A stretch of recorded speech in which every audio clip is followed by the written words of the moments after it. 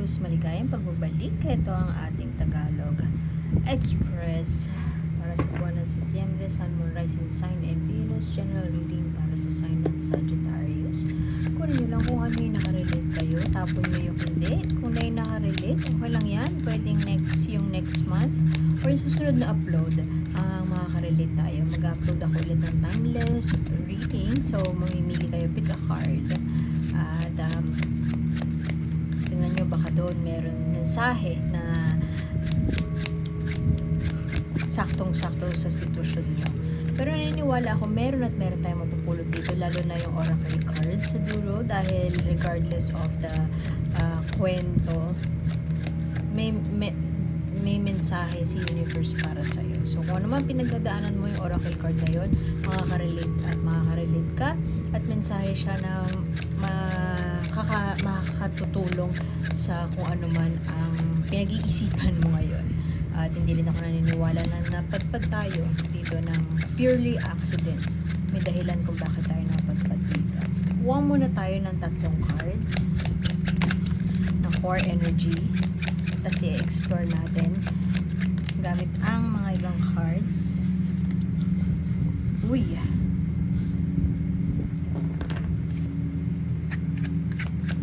Palalayain na ang sarili. Laying the burden down. Laging napapaaway si Sagittarius. At itong bagay na ito na parang I rest my case, ganun na ang peg ni Sagittarius. Kasi parang wala nang katapusan ang pag-aaway. Hindi na magkasundo hindi na makapag-meet halfway. Hindi na magkaroon ng kasunduan. At itong bagay na to ay long-standing issue. Matagal nang kailangan tapusin. So, this month, sa mga susunod na buwan, not necessarily September, pero maaaring itong buwan na ang tamang pagkakataon para isarado mo na tong chapter na ito o mag-move on na sa bagong chapter ng buhay mo. Kasi hindi na nakakapagod na siya. In vain na lahat ng efforts mo. In vain, ibig sabihin, wala nang useless na. Kahit ano man ang gawin mo, kahit ano pa man ang effort na gawin mo, hindi siya nagbe-bear ng fruit. Kasi parang away rin lang ang kahihinatnan. O pwede din na may gagawin kang pagbabago pero hindi napapansin yun. Kung pagkos ang napapansin lamang ay yung mga dati mong mali o dati mong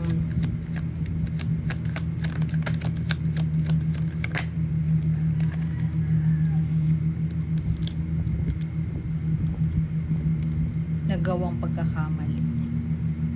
May delay na mangyayari. Meron kang, pwede ikaw to, pero pwede din na ito yung quote-unquote kaaway mo. Energy, fire sign to. Sagittarius, Leo, Aries. So, pwede nga ikaw. Pero pwede din ibang tao. Feminine energy. Alam niya kung ano yung gusto niya mangyari. Isasaka to para niya, gagawin niya lahat para mangyari yun. At katabi niya ay 10 of Cups in reverse. Mukhang buhay, pag-ibig to, romantic life. Aalis na si Sagittarius sa isang bagay na hindi na nagbibigay sa kanya ng kaligayahan o hindi na nakakapag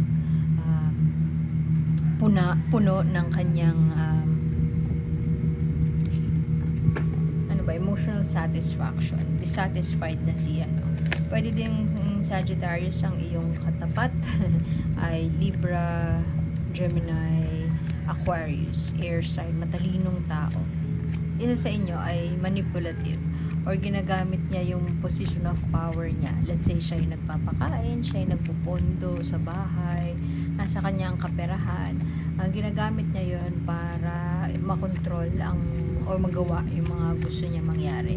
At para sa'yo unfair na ganun dahil may ambag ka rin naman sa bahay. At dun ka na iinis. At yun yung nagiging cause siguro ng pagtatalo every now and then. At yung pagtatalo na yun, nakakapagod na siya. Tingnan mo, bungo. Ang kwento nito, hinahanap niya yung anak niya sa woods. Pero in vain. wala nangyari. So, namatay na lang siya dun sa woods. Ang sad, diba? Pero reverse mo yung nakuha, maaaring titigil mo na yung search for a better relationship. Kung halimbawa meron napag-usapan niya na nag-counseling na kayo, napag-usapan niya na paano aayusin siya, pero pareha sa inyo hindi ganun ka equal yung effort sa pag ayos ng relasyon. Kaya para sa'yo, gusto mo nang isarado tong chapter na to, tama na, tigil na natin to, huwag na natin ayusin kasi hindi na natin siya maayos. At for the longest time, ito na yung issue, may issue na nangyayari between sa inyong dalawa, pero tinatry nyong ayusin or not. At yun lang yung nagko-cause ng resentment sa inyong dalawa. Merong maraming delays, halimbawa matagal mo nang gustong umalis pero hindi ka makaalis. Dahil sa delays na yun, parang gusto mo na lang mag-shortcut, gusto mo na lang tumakas at gumawa ng isang bagay na parang bahala na si Batman, basta ito na ang gagawin ko. Pwede mag-aal sa balutan ka, lalayas ka, o gagawa ka ng isang bagay na hindi approve ng other side. Kasi para sa'yo, wala rin naman point na magpaalam ako, magsabi ako, kasi hindi rin naman ako papayagan. So might as well, ito na lang gagawin ko. So si Sagittarius mukhang gagawa ng isang bagay na napag-isipan niya, pero hindi masyado napag-isipan niya as in parang matagal niya nang gustong gawin, pero hindi siya napag-isipan in a sense that hindi siya negotiated, hindi siya mutually agreed upon by both parties. Gagawin lang nung isa kung ano yung gusto niyang gawin, at maaaring ikaw yun kasi nga rinding-rindi ka na pagod ka na at ayaw mo na ng away everyday. Naalala ko na naman yung Martir Nievera na kanta. Yung almusal ay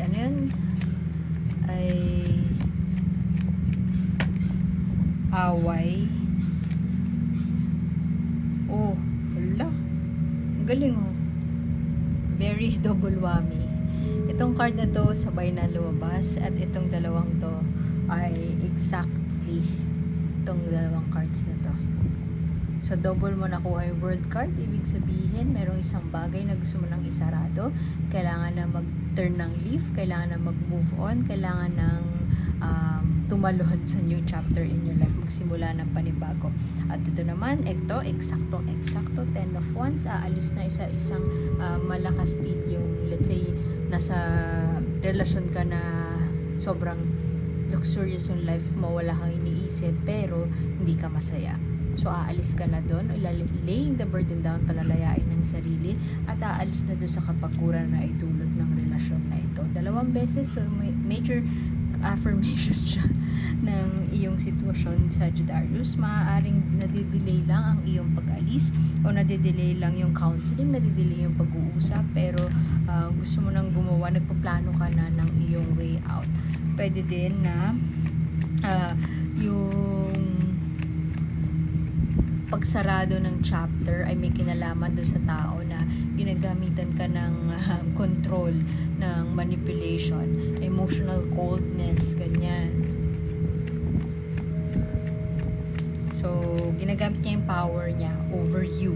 Let's say, kung yun nga, nasa mayaman tong partner mo, at binibigay niya sa'yo lahat, sinusustentuhan ka niya, yung lifestyle mo and all, hindi ka naman masaya. So, parang para sa'yo, hindi na-realize mo siguro, hindi na yun yung measure. Meron kang hinahanap, may pursuit of happiness baga na journey ikaw na gustong gawin. At sadly, hindi ito yon. Maaaring na-outgrow mo na itong taong to, at alam mo sa sarili mo na kailangan mo nang move on, pumunta o isarado na tong chapter na to kasi na-outgrow mo na siya. Kailangan mo ng pera. Tingnan mo, nasa castle niya siya. Nandun siya sa tuktok ng kastilyo niya. Pero, she doesn't look so happy. Maaaring sa loob ng kastilyo na yan ay nandyan lahat ng pangangailangan niya.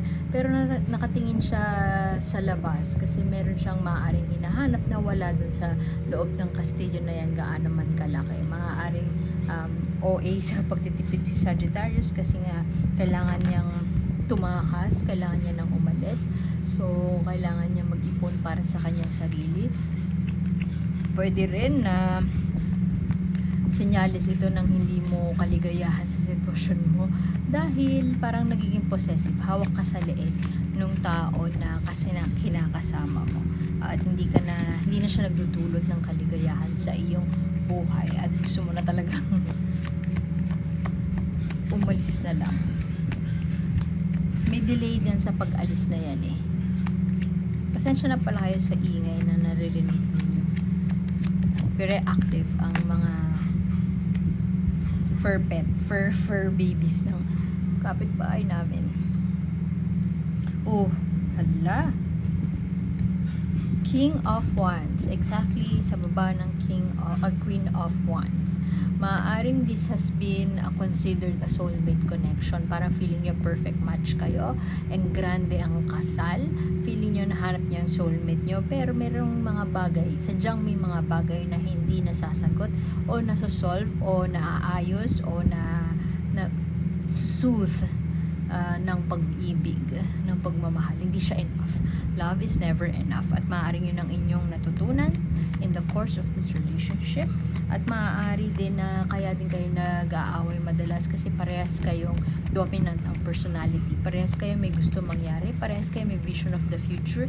At you can't agree to disagree. Hindi kayo magkasundo. At hindi kayo makapag-agree to disagree. Meaning, yung mga hindi nyo pagkakasundo, hindi nyo matanggap na ganun talaga siya, ganun talaga ang quirks nyo, ang pagkakaiba nyo, at forever talaga kayo hindi magkakasundo doon at walang point na ano pa yan, maging cause pa yan ng away. Pero sadly, gusto nyo baguhin nung isa. Minsan kung ano man yung quirks na yun, gusto nyo how you wish na baguhin sana nila yun. Hindi kaya. Hindi nyo matanggap na hindi kayang baguhin yun. So, away ang resulta nun. So, ngayon mukhang gugugulin mo itong buwan na ito sa pag-iisip, pagko-contemplate, pagre-reflect,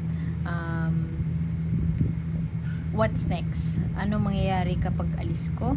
Mga what ifs? Umalis na kaya ako ngayon? Parang leaning towards ako, gusto kong umalis na ngayon, pero ano kaya magiging consequences nun? Pwede din na talagang kikilos ka na. Magre-revolution na si Sagittarius. Aalis na siya. Pero at the same time, masyado malakas yung fire within you na gumawa na ng action this September. Alam mo na hell hath no fury. Magagalit talaga yung partner or gagawa talaga ng isang bagay na talagang magkakagulo ang lahat. Pero iniisip mo siguro paano paghahandaan yung part na yun kasi ayaw mo na talaga. Marami ditong burnout, hindi masaya, hindi satisfied, hindi emotionally fulfilled, hindi na masaya, period. At pagod, puro away na lang. At dalawa ang world count. Tandaan mo, for the longest time siguro hindi ka alam mo sa sarili mo kailangan mo nang tapusin to pero hindi mo matapos-tapos sa kadahilanan na hawak ka sa leeg o pwede din na hindi ka makapag-isip ng maayos kasi dinidiktahan ka kung anong gagawin. May emotional control, may power over you. Closure to marami kang tenso, 10. Pagsarado, closure, completion, finality. Ito ang buwan ng pag-achieve ng finality na yun. Lalo ang world card, 2 beses mo pa nakuha. Ang world card kasi, ito ang kwento nito, si Tuta, Hinemoa and Tuta Nekay yata. Hindi ko sure kung tama yung pronunciation ko ng words. Pero Hawaiian, Samoan legend siya. Ayaw ng tatay ng babae dun sa lalaki. Pero ang ginawa, parang Romeo and Juliet, ginawa niya lahat para mapuntahan yung guy. Parang baliktad, no? Dapat yung guy yung pupunta sa not being sexist, but the energy of the masculine energy. Hindi lahat tayo meron yan. Hindi yung maikakaila. Sabihin niyo na akong sexist, pero yung masculine energy, it's all about movement. It's all about action. It's all about yung ikaw yung parang Aries energy. Ikaw yung unang gagawa ng kilos. Hindi siya tied sa gender, but the masculine energy exists whether you like it or not. Feminine energy is the more receptive one, is the more empathetic one. Kaya sila yung childbearer. Sila yung mas in touch sa kanilang emotions. It's nothing to do with gender, it's just energy. A bit of explaining to do. Pero yung mga sexist dyan, baka mag-react. O yung mga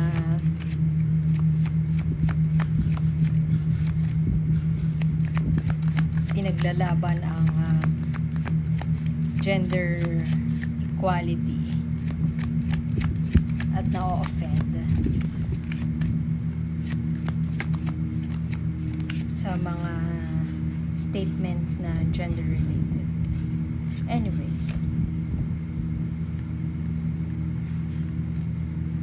tignan mo siya, oh, parang in her own element. Malayo pa ang tatahakin, pero tinatry niya yung best niya na to be in her own element and express herself.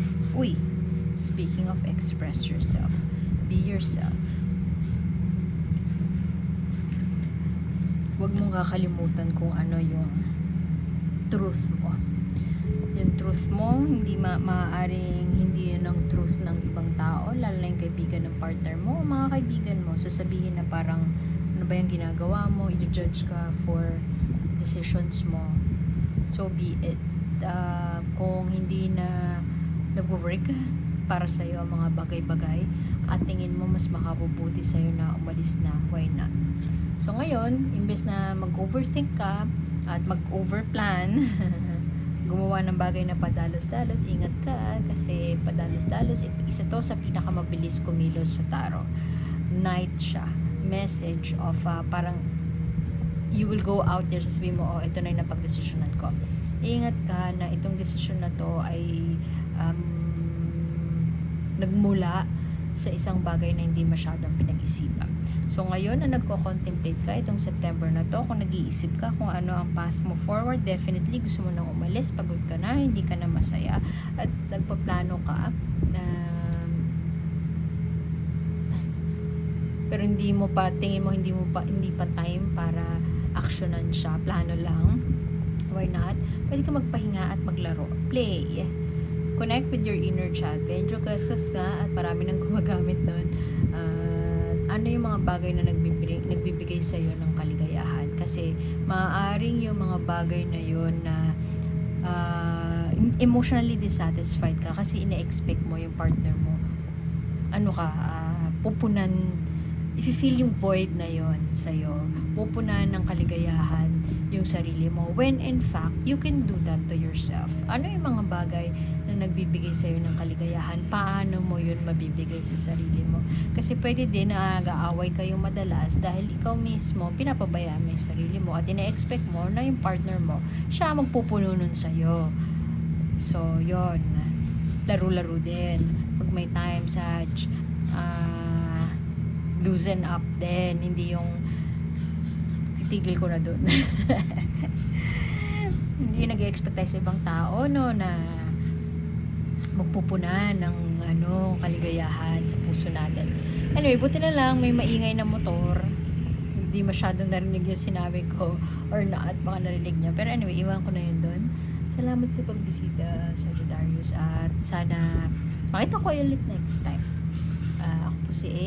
Merong nasa description box below lahat ng gusto nyo malaman.